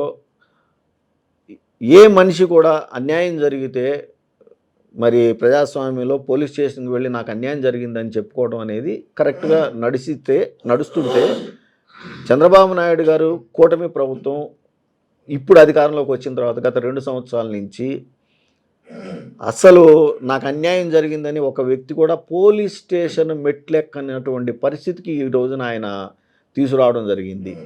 అదేవిధంగా అసలు రెడ్ బుక్ రాజ్యాంగం అనేది ఆయన ఎలా పెట్టుకున్నాడో నాకు అర్థం కాదు, కానీ రాజకీయ నాయకుడికి ఉండాల్సింది బ్లూ బుక్ రాజ్యాంగం అండి. అంటే ప్రోటోకాల్ ప్రకారము ఆయన పరిపాలన ఇప్పుడు ప్రతి ఆఫీసర్కి ఆయనకి జాబ్ చార్ట్ ఉంటుందండి. అలాగే ప్రతి డిపార్ట్మెంట్కి ఒక చార్ట్ ఉంటుంది. ఈ చార్ట్ ప్రకారం అంటే ప్రొసీజర్స్ ఉంటాయి, వాటినే బ్లూ బుక్ అంటారు. ఈ విధంగా ఫాలో అవ్వాలి, ఈ రూల్స్ని ఫాలో అవ్వాలి, ఈ విధంగా మనం పనిచేయాలని బ్లూ బుక్ రాజ్యాంగాన్ని నడిపించుకోవాల్సినటువంటి రాజకీయ నాయకులు తామేదో నియంతలాగా, తామేదో శాశ్వతంగా ఈ రాష్ట్రానికి పాలకుల్లాగా ఊహించుకొని ఇవాళ రెడ్ బుక్ రాజ్యాంగాన్ని కొంతమంది పోలీసుల చేత బలవంతంగా మిగతా పోలీసుల చేత అమలు చేయించడం చూస్తూ ఉంటే ప్రజలు ఇవాళ అల్లాడిపోతూ ఉన్నారు. ఇవన్నీ కూడా చంద్రబాబు నాయుడు గారికి ఎంతగా రేపొద్దున ప్రతిబంధకాలుగా తయారవుతాయి అని అంటే, సుమారు నాకు తెలిసి ఆయన 80+ వయసులో ఉన్నట్టున్నారు చంద్రబాబు నాయుడు గారు. మరి పుట్టిన ప్రతివాడికి గిట్టక మానదు. ఆయన తరువాత మరి రాజకీయంగా భవిష్యత్తుగా ఎంతో కలిగినటువంటి లోకేష్ గారు రేపొద్దున ఇదే రెడ్ బుక్ రాజ్యాంగం వేరే ప్రభుత్వం వచ్చినప్పుడు మరి అమలైతే అసలు తట్టుకోగలుగుతాడండి? అదా మనం కోరుకోవాల్సింది? అదా మనం చూడాల్సింది ప్రజాస్వామ్యంలో? కాదు కదా! ఎందుకు మీరు ఇంత దారుణంగా ఇలాంటి మీరు మీరు కొత్తయి తీసుకొని వస్తా ఉన్నారు ప్రజాస్వామ్యంలో? రేపొద్దున మీరు బలవంతం చేసి ఇలాంటి తప్పులు చేపిస్తే ఆ అధికారులందరూ ప్రభుత్వాలు మారితే ఏమవుతారండి? ఆ బాధితులందరికీ న్యాయం ఎవరు చేస్తారండి? ఇవన్నీ కూడా ఆలోచించుకోవాలి కదా! లోకేష్ గారు కానివ్వండి, చంద్రబాబు నాయుడు గారికి కానివ్వండి. అసలు మరీ విచిత్రం ఏంటంటే ఇంత అన్యాయాలు, ఇంత దారుణ పరిస్థితులు జరుగుతా ఉంటే కూటమి ప్రభుత్వంలో ఉన్నటువంటి జనసేన పవన్ కళ్యాణ్ గారు కానివ్వండి, బీజేపీ పెద్దలు కానివ్వండి, అసలు వాళ్ళు అంటే అధికారం కోసం వాళ్ళు కూడా చంద్రబాబు నాయుడు గారు ఏమి చేస్తే దానికి వాళ్ళు తలొగ్గి పనిచేయటమే వాళ్ళ వాళ్ళ పార్టీ సిద్ధాంతాలా? సో ఇంత దారుణంగా వాళ్ళు మారిపోతున్నప్పుడు రేపొద్దున ప్రజలైతే పూర్తి స్థాయిలో విసిగెత్తి వేసారిపోయి ఉన్నారు కేవలం 2 సంవత్సరాలకే అనేది వాస్తవం. ఇవాళ నిన్న నేను చూస్తా ఉన్నా అండి, ఆంధ్రజ్యోతి పేపర్లో, ఈనాడు పేపర్లో అనేక మంది ఎమ్మెల్యేల పనితీరు కానివ్వండి, కూటమి ప్రభుత్వానికి చెందినటువంటి వాళ్ళు వాళ్ళ వాళ్ళ వ్యవహారాలు కానివ్వండి, వ్యవహార శైలి కానివ్వండి, ఈనాడు పేపరు, ఆంధ్రజ్యోతి పేపరే బాహాటంగా రాస్తూ ఉన్నాయి. వాళ్ళ యెల్లో మీడియాలోనే చూపిస్తూ ఉన్నారు అని అంటే అసలు చూపించని, అసలు రాయని ఎన్ని దారుణ పరిస్థితులు అక్కడ ఉన్నాయో ఇవాళ ఇవాళ ప్రజలందరికీ తెలుసు. కాకపోతే ఎవరు బయటికి మాట్లాడకుండా మేము ఇవాళ ఏమి చేయలేం కదా, ఇవాళ జగన్మోహన్ రెడ్డి గారు పరిపాలన చేసినటువంటి పరిపాలనకి మేము తప్పుడు నిర్ణయం తీసుకున్నాము, ఆయన మంచి పరిపాలనని మేము చేజేతులా పోగొట్టుకున్నాము, మేము చేయగలిగింది మళ్ళా 3 ఏళ్ళు, ఇంకా 3 ఏళ్ళు మేము మౌనంగా ఈ బాధలు భరించాల్సిందే, ఈసారి ఖచ్చితంగా నిర్ణయం తీసుకొని జగన్మోహన్ రెడ్డి గారికి అండగా నిలబడతాం అనేది ఇవాళ సామాన్యుడు కూడా మాట్లాడుతున్నటువంటి మాట అండి. ఇసుక కానివ్వండి, మట్టి కానివ్వండి, ఎంత దారుణంగా దోచుకుంటా ఉన్నారో ఆంధ్రప్రదేశ్ దీన్ని అసలు చెప్పలేనటువంటి పరిస్థితులు ఆంధ్రప్రదేశ్లో ఉన్నాయండి ఈరోజు. అంటే ఇటీవల గత 2-3 నెలల నుంచి మీరు చూసుంటారు. ఫస్ట్ తిరుమల లడ్డూతో స్టార్ట్ అయింది వివాదం. తిరుమల లడ్డూ నుంచి మొదలైంది. దాన్ని వైఎస్ఆర్ కాంగ్రెస్ పార్టీకి ఆపాదించాలని ప్రయత్నం జరిగింది. సిబిఐ నేతృత్వంలోని సిట్, సుప్రీంకోర్టు ఏర్పాటు చేసిన సిట్ దాఖలు చేసినటువంటి ఫైనల్ ఛార్జ్ షీట్తో ఎవరు తప్పిదం ఏంటనేది తేలిపోయింది. ఆ తర్వాత దాన్ని కప్పిపుచ్చుకునేందుకు ఇది కాదు మా బాత్రూమ్ కెమికల్స్ అని చెప్పి మరో ఆరోపణ చేశారు. సో ఇదంతా ఒకవైపు జరుగుతుంటే మరోవైపు టీటీడీ ఏడుకొండల పరిధిని నిర్ణయించింది ఎవరని చెప్పి గతంలో వైఎస్ఆర్ ఉన్నప్పుడు ఎలాంటి దుష్ప్రచారం చేశారో అదే దుష్ప్రచారాన్ని మరోసారి తెరపైకి తీసుకొచ్చారు డిప్యూటీ సీఎం అండ్ సీఎం. ఇదంతా జరుగుతుంటే మరోపక్క టీటీడీ చైర్మన్ రాసలీల వ్యవహారం, ఒక్కొక్క ఎమ్మెల్యే భాగోతాలు, ఏలూరు ఎంపీ పుట్టా మహేష్ యాదవ్ డ్రగ్స్లో అడ్డంగా దొరికిపోవడం, ఎలా చూస్తారు ఈ పరిణామాలను? అదేనండి, ఇప్పుడు అధికార మత్తులో ఇవాళ కూటమి ప్రభుత్వం ఈ విధంగా దోచుకుంటాం అనేది ఒకవైపున ప్రజలందరూ గమనిస్తూ ఉంటే, జగన్మోహన్ రెడ్డి గారిని, వైఎస్ఆర్ కాంగ్రెస్ పార్టీని ఏ విధంగా అయినా సరే ఇవాళ వాళ్ళని రాజకీయ భవిష్యత్తు లేకుండా చేయాలి, దానికి కులాన్ని, మతాన్ని, దేన్నైనా కూడా అడ్డంగా వాడుకోవాలి అని చెప్పేసి నీచ స్థాయి ఆలోచనలకి చంద్రబాబు నాయుడు గారు కానివ్వండి, కూటమి ప్రభుత్వ పెద్దలందరూ కూడా వెళ్ళిపోయారు కాబట్టి ఇలాంటి పరిస్థితులు ఇవాళ మనం చూస్తూ ఉన్నాం. అసలు దానికి ఇవాళ ఈనాడు కానివ్వండి, ఆంధ్రజ్యోతి కానివ్వండి, టీవీ5 కానివ్వండి, ఇలాంటివి కూడా ఎంత అన్యాయంగా సపోర్ట్ చేసుకొస్తూ ఉన్నాయి అని అంటే అసలు జర్నలిజంలో ఇది చేయొచ్చు, ఇది చేయకూడదనే బ్యారియర్స్ ఉన్నా కూడా అడ్డంగా మా ఇష్టం వచ్చినవి మేము చేసేస్తాము అని చెప్పేసి వెళ్తూ ఉంటే, అందుకే అంటున్నామండి, ప్రజాస్వామ్యంలో 4వ పిల్లర్ అయినటువంటి ప్రజలు మాత్రం ఎట్టి పరిస్థితుల్లో వాళ్ళు తీసుకోవాల్సినటువంటి నిర్ణయాన్ని రేపొద్దున గ్యారంటీగా తీసుకుంటారు. శాశ్వతంగా ఇక నాకు తెలిసి లాస్ట్ ఎలక్షన్ అవుతుంది చంద్రబాబు నాయుడు గారికి కానివ్వండి, కూటమి ప్రభుత్వానికి అని చెప్పేసి నేను భావిస్తూ ఉన్నాను. సో ఇక దీనికి సంబంధించినటువంటి ప్రశ్న, 2024లో వైఎస్ఆర్ కాంగ్రెస్ పార్టీ ఇంత ఘోర పరాజయాన్ని చవి చూస్తుందని ఎవరు ఊహించలేదు. కానీ జరిగింది. 151 సీట్లు గెలుచుకున్నటువంటి పార్టీ 11 సీట్లకు పరిమితం అయిపోవడం, 23 సీట్లు గెలిచినటువంటి తెలుగుదేశం పార్టీ 133 ఒంటరిగా గెలుచుకున్న పరిస్థితి. అంటే ఏం జరిగి ఉంటుంది? నిజంగా అది ప్రజల అభిప్రాయమేనంటారా, ప్రజా తీర్పేనా? సార్ 2 రోజుల క్రితం మనం చూసామండి పరకాల ప్రభాకర్ గారు, పరకాల ప్రభాకర్ గారు అదేవిధంగా ది వైర్ కథనం. మాజీ ఈసీ చైర్మన్ గారు, ఇలాంటి వాళ్ళందరూ కూడా వాళ్ళు లేవనెత్తినటువంటి అభ్యంతరాలు సాక్ష్యాధారాలతోటి ఈసీ కనీసం కౌంటర్ కూడా ఇవ్వకపోవడం చూస్తూ ఉంటే ఈవీఎంలు మేనేజ్ చేశారు అనేది మాత్రం ప్రజలందరూ బలంగా నమ్ముతున్నారు అనేది నేను నమ్ముతున్నానండి. నమ్మటమే కాదు, నేను మీకు సాక్ష్యం నా పరిధిలో నేను మంగళగిరి నియోజకవర్గంలో ఎన్నికలు చేశాను కాబట్టి నేను నమ్ముతుంది ఏంటి అని అంటే, జరిగిందని భావిస్తుంది ఏంటి అని అంటే, అంటే నారా లోకేష్ గారు శాసనసభ్యుడిగా నిలబడ్డప్పుడు మొన్న ఎన్నికల్లో ఆయన ఇప్పుడు నామినేషన్ వేసేటప్పుడు నిలబడ్డటువంటి అభ్యర్థి తన అనుచరగణంతో వెళ్ళి నామినేషన్ వేయటం అనేది మనందరం చూస్తూ ఉన్నాం. కానీ ఆయన మాత్రం ఒక్కడే వెళ్ళాడు, ఒక 4-5 మనుషులను తీసుకొని నామినేషన్ వేసాడు, వచ్చేసాడు. నెంబర్ 1. నెంబర్ 2, మంగళగిరి నియోజకవర్గంలో ప్రచారానికి ఎన్ని ఊళ్ళు తిరిగాడు, ఎన్నిసార్లు తిరిగాడు, ఎక్కడెక్కడ తిరిగాడు అనేది మంగళగిరిలో ఎవరు అడిగినా చెప్తారు. ఆయన అసలు కూడా తిరగలేదు. నెంబర్ 2. నెంబర్ 3, మంగళగిరి నియోజకవర్గంలో నియోజకవర్గం ఏర్పడ్డ దగ్గర నుంచి కూడా నాకు గుర్తుండి 18,000 లోపల మెజార్టీతోనే శాసనసభ్యులుగా గెలిచారు, కానీ 18,000కి మించి ఎవరు కూడా గెలవల ఓట్ల మెజార్టీతోటి. తర్వాత 2019లో వైఎస్ఆర్ కాంగ్రెస్ పార్టీ అధికారంలోకి 151 సీట్లతో వచ్చినప్పుడు 1000 నుంచి 3-4 వేల ఓట్ల మెజార్టీతోటి సుమారు 30-40 మంది శాసనసభ్యులు గెలిచారండి. తర్వాత అదే 2019లో 50,000 పైచిలుకు మెజార్టీతోటి వైఎస్ఆర్ కాంగ్రెస్ పార్టీ అభ్యర్థులు సుమారుగా ఒక 8-10 మంది గెలిచారేమో. అంటే 2014-19 మధ్య తెలుగుదేశం ప్రభుత్వం అంత వ్యతిరేకతని కూడగట్టుకున్నా కూడా 1000 నుంచి 3-4 వేల ఓట్ల మెజార్టీతోటి వైసీపీ అభ్యర్థులు 30-40 మంది, 50,000 పైచిలుకు మెజార్టీతోటి 8-10 మంది మాత్రమే గెలవడం జరిగింది. అంటే ఆ రోజున ధర్మంగా ఎలక్షన్ జరిగింది అనే అంటానికి ఇదే ఉదాహరణ నేను చెప్పగలుగుతా. కానీ మొన్న అసలు ఏ అభ్యర్థిని చూసినా కూడా 50,000, 40,000, 60,000, 70,000, 80,000, 90,000 ఓట్ల మెజార్టీ అనేది అసలు ఎవ్వరూ ఊహించినటువంటి పరిస్థితులండి. తర్వాత మీరు మంగళగిరి నియోజకవర్గంలో ఎవరైనా విలేకరు పోయి, జర్నలిస్టు పోయి అడగాలండి, ఎంక్వైరీ చేయాలి. ఇంకా ఎలక్షను 7-8 నెలలు ఉందనగానే ఈసారి మా లోకేష్ గారు 30-40 వేల ఓట్లతో గెలవబోతా ఉన్నాడు, పందాలు కాస్తారు రండి అని చెప్పేసి అడిగిన వాళ్ళు చాలామంది ఉన్నారు.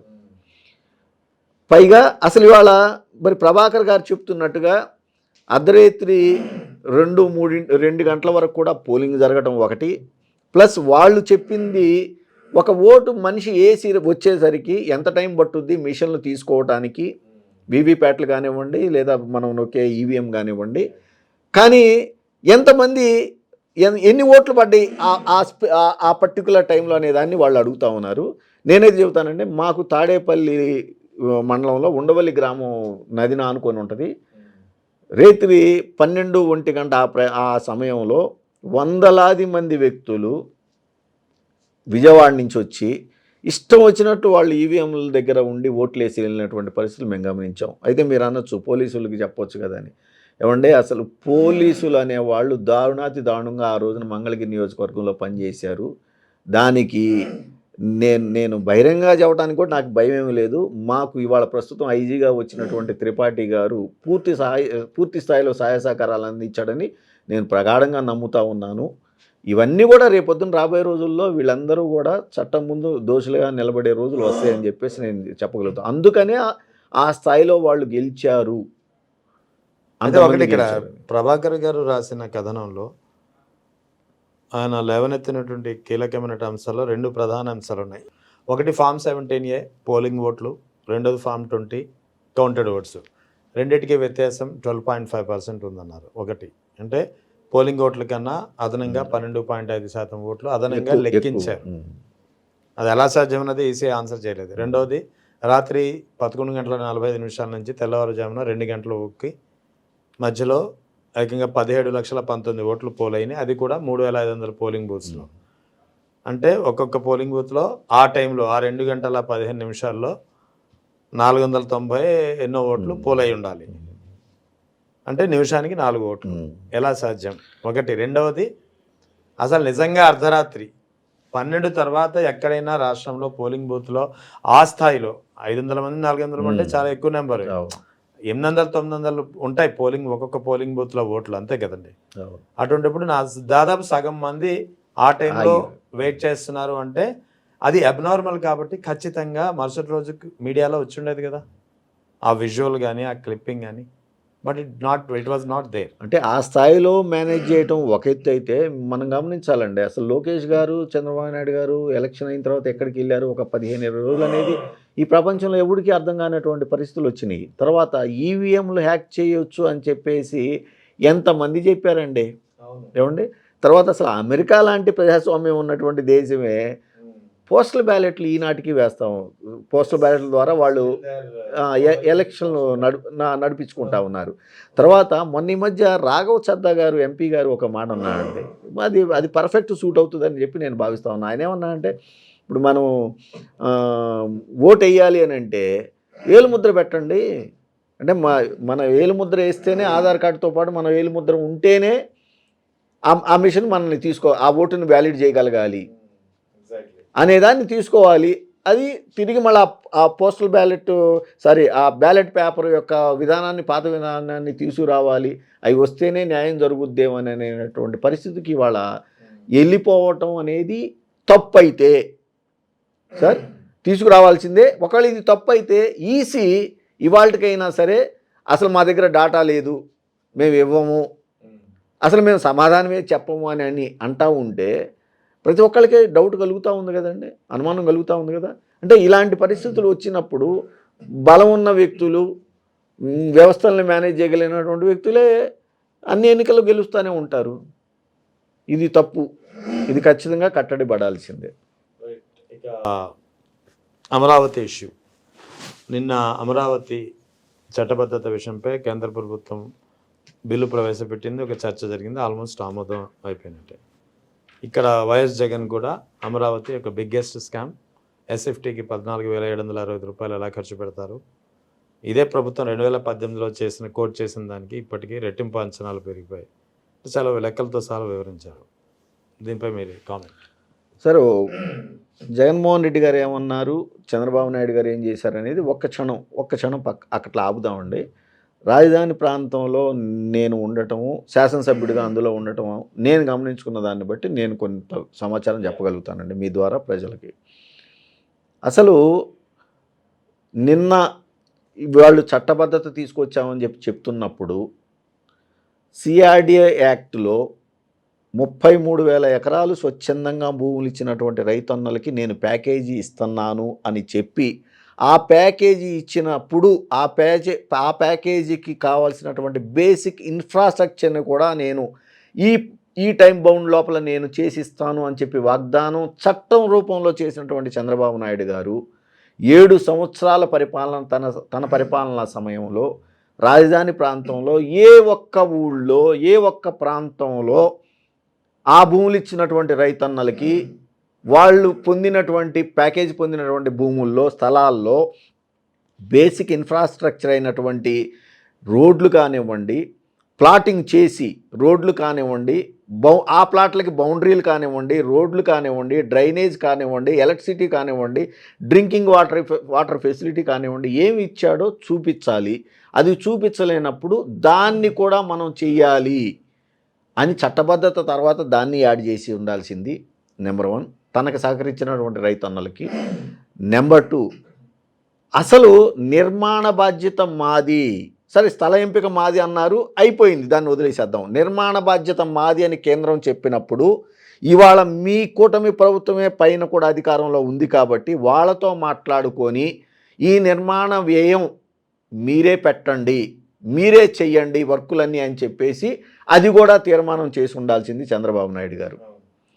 అంటే ఇలాంటి బేసిక్ ఇవన్నీ ఏమీ లేకుండా చట్టబద్ధత నేను చేస్తున్నాను అనే ఒక మాటని వాడుతూ, ఎందుకు అది కూడా వాడాడు అని అంటే 33,000 ఎకరాల నుంచి వాళ్ళ 1,00,000 ఎకరాలకు తీసుకెళ్ళినప్పుడు రాజధాని ప్రాంతాన్ని ప్రకటించినప్పుడు ఆ మిగతా పొలాలు ఏవైతే ఊళ్ళు కానివ్వండి, మండలాలు కానివ్వండి ఆయన ఈ రాజధానిలో కలిపాడో అక్కడ ఉన్నటువంటి రైతన్నలకి భూములకి ఇవాళ రేటు తీసుకురావటానికి, ఇక్కడ ఉన్నటువంటి రైతులు మాట్లాడలేని పరిస్థితుల్లో ఉన్నప్పుడు వీళ్ళు ఇప్పటికే యాజిటేషన్స్ చేస్తూ ఉన్నారండి. మా మా భూముల విలువలు పడిపోయినాయి, మీరు రాజధాని పరిధి పెంచేసరికి అని చెప్తున్నప్పుడు వీళ్ళ గొంతులు నొక్కటానికి, వీళ్ళు తిరిగి లేకుండా చేయటానికి ఇవాళ ఆయన ఆ పని చేశాడు అనేదాన్ని నేను నమ్ముతున్నా. తర్వాత అది సార్ భౌగోళికంగా తెలుసుకోవాలి ప్రజలందరూ కూడా.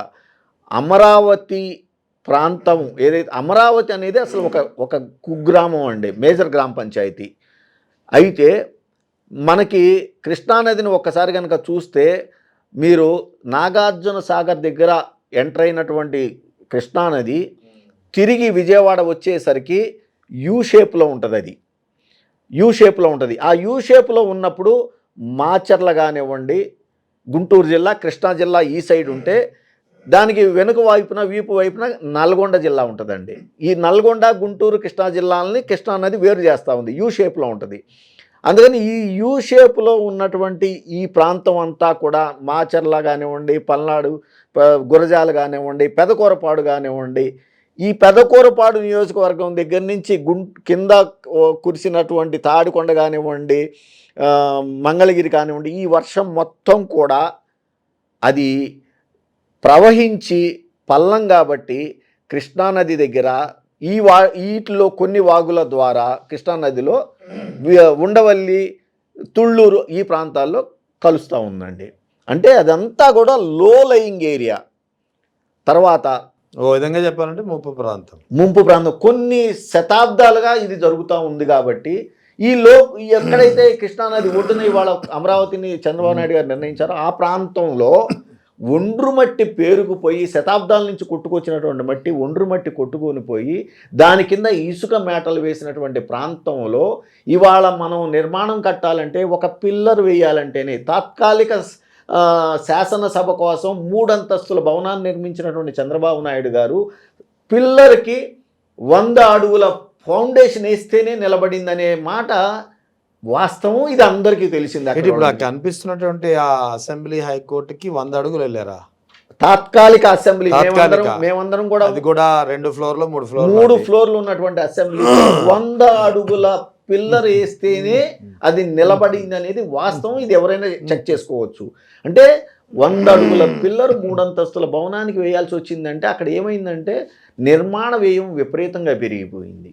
సరే, నిర్మాణ వ్యయం పక్కన పెట్టండి. ఇప్పుడు అక్కడ టవర్లు నిర్మించాలనుకుంటున్నారు. ఏకంగా ఎన్ని ఫ్లోర్ల టవర్లు? అది ఒక్కొక్కటి 100 టవర్లు అయినా కట్టుకోవచ్చు అండి. అన్ని టవర్లు అంటే మీరు 3 ఫ్లోర్లకే 100 అడుగులు వెళ్ళినప్పుడు 10-12 అంతస్తుల టవర్లు నిర్మించాలంటే ఎన్ని అడుగుల లోపల? నేనేమన్నా అంటే ఇవాళ ఉన్న టెక్నాలజీతో వెళ్ళొచ్చు, కానీ వ్యయం ఎవరు భరించాలి?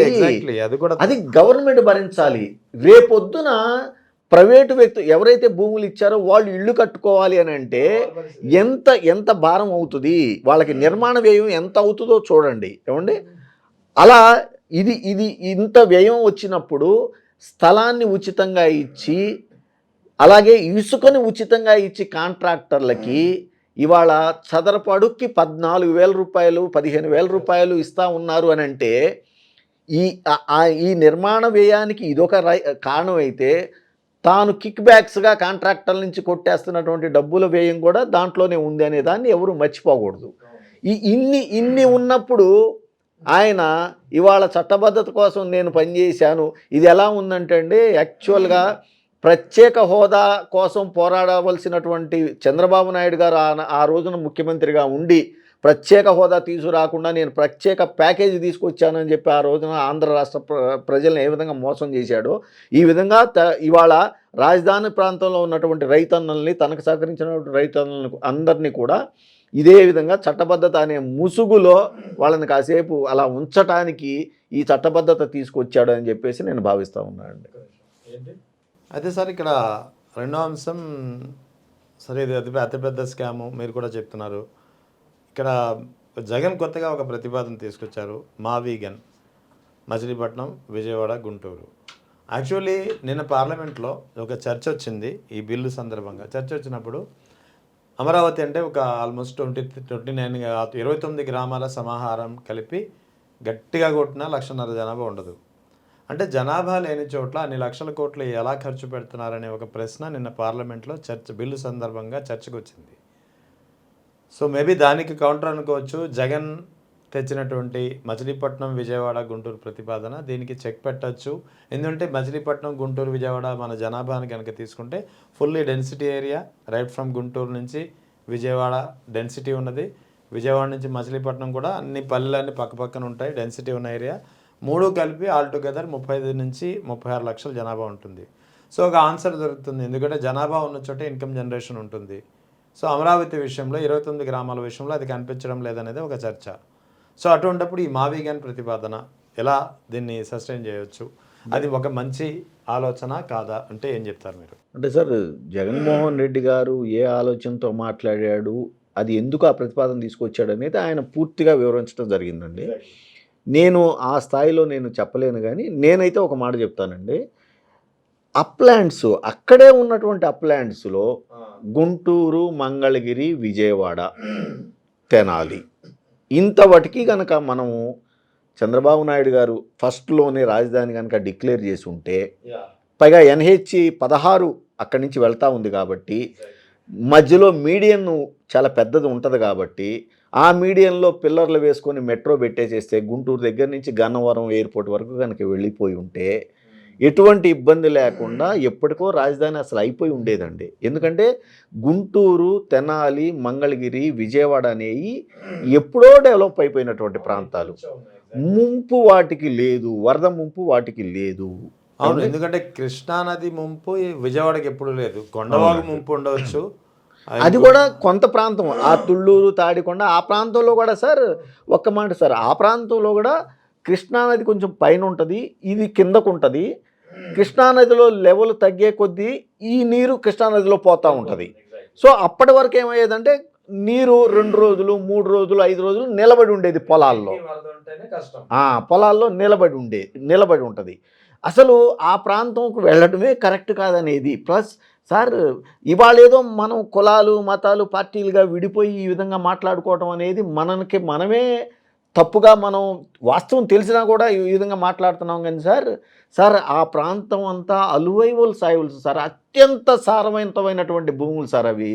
చట్టం చాలా బాగా చెప్తా ఉంది అవి తీసుకోకూడదని. రెండవది సార్, 3 నుంచి సార్ ఎక్కడైనా చూడండి, సంవత్సరానికి 1-2 పంటలు పండుతాయి, మహా అయితే 3 పంటలు. కానీ ఇక్కడ లాస్ట్కి కౌలు రైతు వేసేటటువంటి పంట కొత్తిమీర వేస్తాడండి. కొత్తిమీర 45 రోజుల పంట, 45 రోజుల్లో కొత్తిమీర వచ్చేస్తుంది కోతకి. అంటే సంవత్సరం బారుకి ఆయన 4 పంటలు పండిస్తాడు, ఒక్కోసారి 5 పండిస్తాడు, ఒకసారి 3 పండిస్తాడు. ఆయన శక్తి కొద్దీ. అసలు నేలలో ఆ సారం తగ్గలేదు. అదేవిధంగా 10 నుంచి 15 అడుగుల లోతులోనే మనం డ్రిల్ వేస్తే నడి వేసవి కాలంలో కూడా వేసినప్పుడు ఎన్ని అంగుళాల దారి ఉంటుందో అంత వేసవి కాలంలో కూడా అదే దారిని ఇచ్చేటటువంటి ప్రాంతం. ఎందుకు అసలు ఆ ప్రాంతంలోకి పోవాలి? ప్లస్ సెల్ఫ్ సస్టైన్ సిటీ, అది డబ్బులు సంపాదించుకుంటుంది అని చెప్పినటువంటి చంద్రబాబు నాయుడు గారు ఇవాళ నిర్మాణానికి నాకు డబ్బులు కావాలని కేంద్రం దగ్గరికి పోవడం ఏంటి సార్? ఈ విధంగా ఆ ప్రాంతంలో ఉన్నటువంటి రైతులకు అన్యాయం చేయడం ఏంది? ఇప్పటికీ కూడా 2013లో రాష్ట్రం విభజించబడ్డప్పుడు ఆ రోజు నుంచి 2027 వరకు కూడా ఈ రాజధాని గోలతోటి అందరం ఆరోపణలు చేసుకోవడం ఏంది? ఒకళ్ళ మీద ఒకళ్ళు 5,000 ఎకరాల రాజధాని ఎయిర్పోర్ట్ కావాలా సార్ మాకు? ఏమండి, 13 జిల్లాలండి మాయి. తెలంగాణ 10 ఉండేవి. సరే, ఇవాళ విభజించబడ్డా 10 జిల్లాలు తెలంగాణ, 13 జిల్లాలు కోస్తా, రాయలసీమ, ఉత్తరాంధ్ర. 13 జిల్లాల్లో ఉన్నటువంటి జనాభాకి 5,000 ఎకరాల ఎయిర్పోర్ట్ కావాలండి. గన్నవరం ఆల్రెడీ ఉండగా జస్ట్ గట్టికి కొడితే 30-40 కిలోమీటర్ల దూరంలో గన్నవరం ఉంది. పైగా వైజాగ్ ఉంది, రాజమండ్రి ఉంది. ఇవన్నీ ఎప్పటి నుంచో ఉన్నాయి. ఇవన్నీ కూడా తిరుపతి ఉంది, కడప ఉంది. ఇవన్నీ ఉన్నప్పటికీ కూడా అంటే అసలు ఏ విధంగా మీరు ఆలోచనలు చేస్తున్నారు? ప్లస్ ఇంకోటి sir, rice bowl of Andhra Pradesh sir అది అసలు ఉమ్మడి రాష్ట్రంలో కోస్తా అంతా కూడా ఇవాళ తెలంగాణ రైస్ బౌల్ ఆఫ్ ఇండియాగా పిలువబడే పరిస్థితికి తీసుకెళ్ళిపోయారు. ఎందుకింత మీ చంద్రబాబు నాయుడు గారికి దురాశ అంటున్నాను, ఆస్తి మీద కానివ్వండి, డబ్బుల మీద అడ్డంగా సంపాదించడం మీద అని అంటా నేను. ఎందుకింత గోల చేసుకుంటాడు? అసలు మంద కాదు సార్ రాజధాని నిర్మాణం బాధ్యత, స్థలం ఎంపిక దగ్గర నుంచి కేంద్ర ప్రభుత్వాన్ని అయితే మరి ఆ రోజున మనం కూడా గమనించాలండి. ఏ మాటగా మాట మోడీ గారు ఏమన్నాడు ఎలక్షన్ ముందు, పోలవరం ఏటీఎం అయిపోయింది చంద్రబాబు నాయుడు గారికి అన్న అతను ఇవాళ రాజధాని మాకు మేము కట్టుకుంటాం, చాలా పెద్ద మహానగరం అన్న ఆయన ఇవాళ అది మున్సిపాలిటీకి కూడా పనికి రావట్లేదు, మా దగ్గర డబ్బులు లేవు, మీరు డబ్బులు ఇవ్వండి అని వాళ్ళని అడుక్కోవడం. మనం ఏందంటే ఇదంతా కూడా ఎందుకు ఈ కన్ఫ్యూజన్ క్రియేట్ చేస్తున్నాడు? రైట్, జగన్ గారిని, వైఎస్ఆర్ కాంగ్రెస్ పార్టీని మీరు ఒక్క క్షణం మర్చిపోదాం, ఒక్క క్షణం వదిలేసేద్దాం. మీరు నిజంగా రాజధాని కట్టాలి అని కనుక మీరు అనుకునేటట్లయితే ఇన్ని దుర్మార్గమైనటువంటి ఆలోచనలు చేయాలా సార్? 1,00,000 ఎకరాలు మీకు రాజధాని కావాలా? 13 జిల్లాల ఆంధ్రప్రదేశ్కి ఏమండి 1,00,000 ఎకరాల రాజధాని సార్? ఎంత అన్యాయం అండి ఇది. ప్లస్ అది కూడా ఏంటంటే 2 మాటలు చెప్తాను సార్. అక్కడ అంతకుముందు ఎవరన్నా అద్దెకు ఉండాలి అంటే మీ కులమేంది అని అడిగినటువంటి ప్రాంతంలో, అదేవిధంగా నిరుపేదలు ఉండటానికి వీలు లేదు, ఇక్కడ సామాజిక సమతుల్యం దెబ్బతింటుందని చెప్పి సుప్రీంకోర్టులో అఫిడవిట్ వేసినటువంటి చంద్రబాబు నాయుడు గారు లాంటి మనుషులు ఇవాళ కూడా అంత దుర్మార్గంగా ఆలోచనలు చేస్తూ ఉంటే అసలు ఇక రాజధాని ఎప్పుడు, పోలవరమే ఇంతవరకు అడ్రస్ లేకుండా పోయింది, రాజధాని కూడా ఈ విధంగా లేకుండా పోతే పక్క రాష్ట్రాలు మనల్ని ఏ విధంగా నవ్వుకుంటున్నాయి మనల్ని చూసి, కేంద్రం ఏ విధంగా నవ్వుకుంటుంది మనల్ని చూసి, ఇవన్నీ కూడా అవసరమా అండి మనకి? అప్లాండ్స్కి రండి, అప్లాండ్లో డెవలప్ చేయండి. ఇప్పుడు రైట్, మీరు తీసుకున్నటువంటి భూముల్లో గవర్నమెంట్ సంస్థలు ఏమైనా వస్తే అవి వాళ్ళు కట్టుకుంటూ ఉంటారు. మీరు ప్యాకేజ్ ఇచ్చి వాళ్ళందరికీ కూడా బేసిక్ ఇన్ఫ్రాస్ట్రక్చర్ కలగజేయండి, వాళ్ళు డెవలప్ అయిపోతుంది. అంటే చంద్రబాబు గారు చేసే ప్రతి పనిలో కూడా కిక్ బ్యాక్స్ కావాలని ఆశిస్తాడు కాబట్టి ఇన్ని ఇబ్బందులు వచ్చి పడతా ఉన్నాయండి. అయితే ఒకసారి ఇక్కడ ఓవరాల్గా ఈ ఇష్యూలో ఏదైతే మచిలీపట్నం, విజయవాడ, గుంటూరు ప్రతిపాదన మీరు చెప్పారు, వాస్తవానికి రాజధానిగా అమరావతి వయబిలిటీ ప్రాంతమా లేదా వేరే విజయవాడ, గుంటూరు మధ్య ఉంటే బెస్టా? సార్ వ్యక్తిగతంగా నేను భావించేది అయితే మాత్రం సార్, మనం ఒక విషయాన్ని మర్చిపోకూడదండి. గతంలో అంటే నాకు తెలియదు, నేను చదువుకున్నది చదివింది కాదులేండి, విన్నది ఏంటంటే మద్రాసు నుంచి మనం విడిపోవాలని అనుకున్నప్పుడు విజయవాడని రాజధాని చేయాలని కొంతమంది ప్రతిపాదించినట్టుగా విన్నామండి. ఏమండి, ఆ ప్రతిపాదన కాదు హైదరాబాద్ తీసుకురావాలని చెప్పేసి ఆ రోజున హైదరాబాద్ తీసుకొచ్చారు.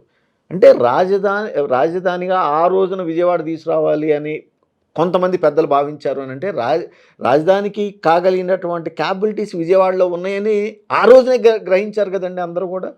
సో విజయవాడని చేయండి, గుంటూరుని చేయండి, లేదు విజయవాడ గుంటూరు కలిపి చేసేసుకోండి, మధ్యలో మంగళగిరి ఉంది, పక్కన తెనాలి ఉంది, ఇవన్నీ కూడా ఆల్రెడీ బాగా డెవలప్ అయినటువంటి ప్రాంతాలు సార్. ప్లస్ అందరూ కూడా కలిసిమెలిసి బతుకుతున్నటువంటి ప్రాంతం అది. కులాలకి సంబంధం లేకుండా, మతాలకి సంబంధం లేకుండా బ్రహ్మాండంగా బతుకుతున్నటువంటి ప్రదేశంలో ఇవాళ మీరు చంద్రబాబు నాయుడు గారి ధనాకాంక్షకి కులాలుగా విడిపోయి, మతాలుగా విడిపోయి, భూములు నాశనం అయిపోయి 1,00,000 ఎకరాల పంట ఏమైపోయింది సార్ ఇవాళ? ఎవరు తింటున్నారు సార్? పంట లేకుండా పోయింది సార్ ఇవాళ. పంటకి ఆదాయం లేకుండా పోయింది. అక్కడ ఉన్నటువంటి ప్రజలు ఏమైపోతున్నారు ఇవాళ? కౌలు రైతు ఏమైపోయాడు, కూలి వాళ్ళు ఏమైపోయారు?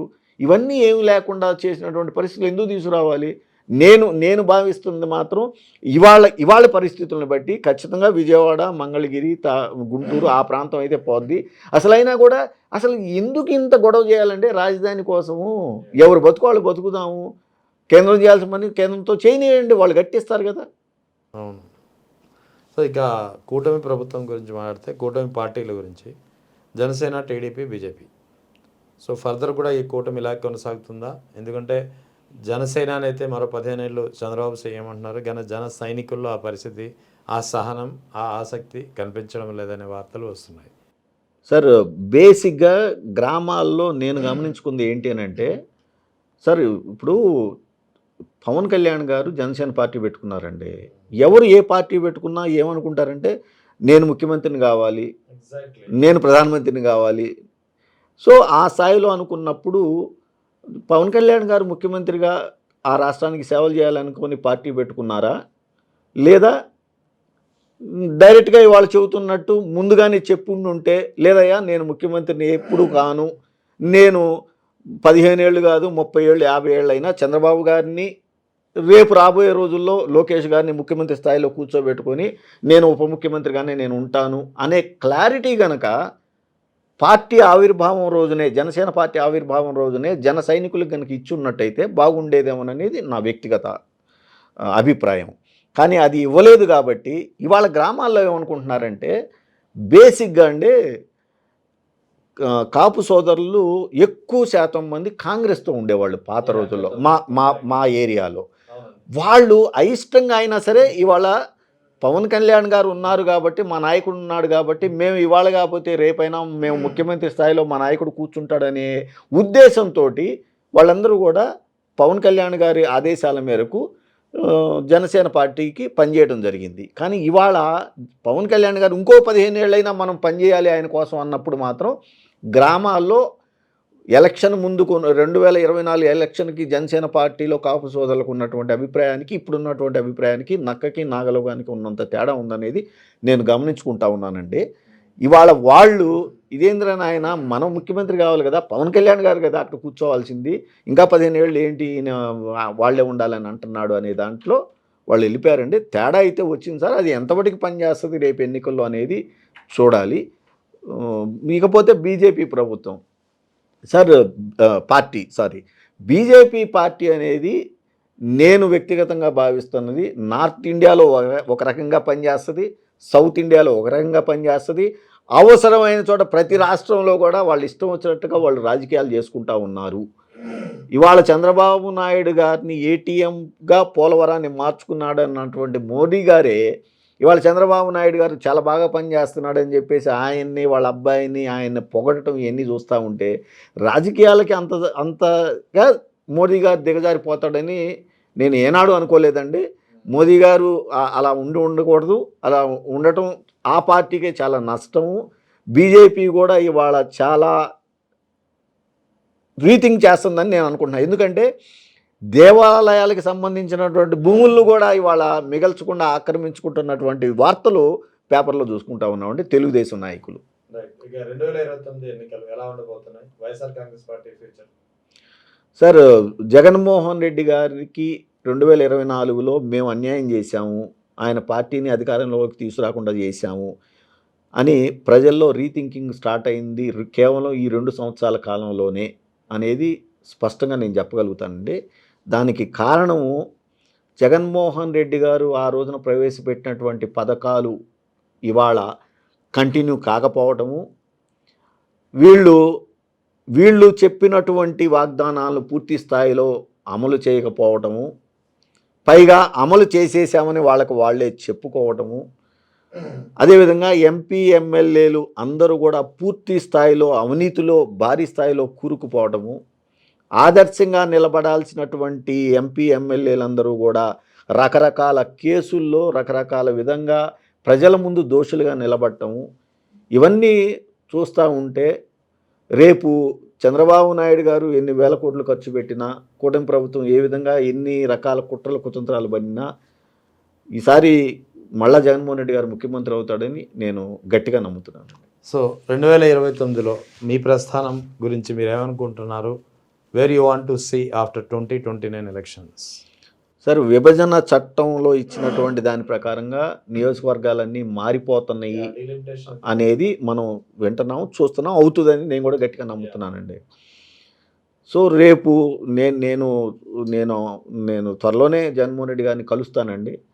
కలిసినప్పుడు ఆయనతో నేను మాట్లాడుకొని నేను ఏ విధంగా పార్టీకి సహాయపడగలుగుతాను, ఏ విధంగా నన్ను పనిచేయమని ఆయన ఆదేశిస్తాడు అనే దాన్ని కూడా నేను ఒకసారి ఆయనతో మాట్లాడుకుంటాను. దీనికి కూడా కారణం ఇదేనండి, చంద్రబాబు నాయుడు గారు అవినీతి ఏ స్థాయిలో మా దగ్గర ఉండిపోయింది అని అంటే స్వేచ్ఛగా తిరగాల్సినటువంటి మనుషులు ఎవరు స్వేచ్ఛగా తిరగలేకపోతూ ఉన్నారు. ప్రజాస్వామ్యంలో మాట్లాడవలసినటువంటి మనుషుల్ని మాట్లాడనీయకుండా చేస్తూ ఉన్నాడు చంద్రబాబు నాయుడు గారు. అదేవిధంగా అక్రమ కేసులు, ఊళ్ళు ప్రజలు ఇవాల్టికి కూడా ఊళ్ళు వదిలిపెట్టి పారిపోయినటువంటి పరిస్థితులు మొట్టమొదటిసారిగా చూస్తూ ఉన్నాం. పోలీసుల తన అనుకూలమైనటువంటి పోలీసులతోటి రాజ్యాన్ని నడిపించుకుంటా ఉన్నాడు చంద్రబాబు నాయుడు గారు. పేదవాడు భయపడి పారిపోతూ ఉన్నాడు.